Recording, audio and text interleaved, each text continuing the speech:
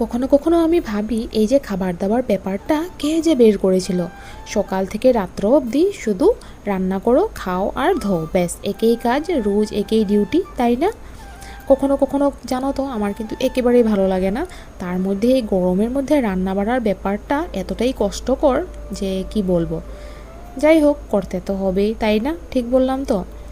তো সকালবেলা একবার ডিউটি হয়ে গেছে, বর ছেলে ওরা স্কুলে চলে গেছে, ওদেরকে খাইয়ে টিফিন দিয়ে পাঠিয়েছি। তারপর কিন্তু ছোট ছেলে আর আমি আমাদের জন্য এখন রুটি করে নিচ্ছি। আর রুটি খেয়ে তারপরে বসে পড়েছি সবজি কাটতে।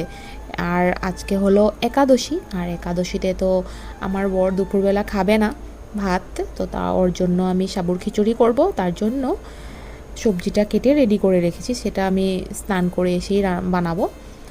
আর অ্যাকচুয়ালি তো একাদশীতে ফল খেয়ে থাকতে হয়, কিন্তু আমার বর সেটা একেবারেই পারবে না, কারণ আমার বরের আছে ডায়াবেটিস।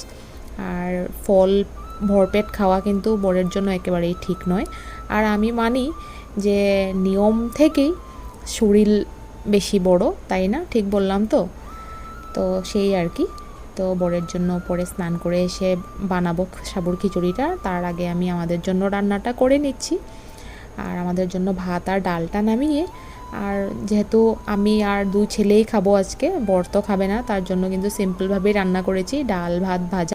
তো রান্নাটা সেরে আমি চলে গিয়েছিলাম সকালবেলা, বেশ কিছু কাপড় কেচে দিয়েছিলাম সেগুলোকে আনতে, কারণ এতটাই রৌদ্র উঠেছে সব কাপড় শুকিয়ে গেছে।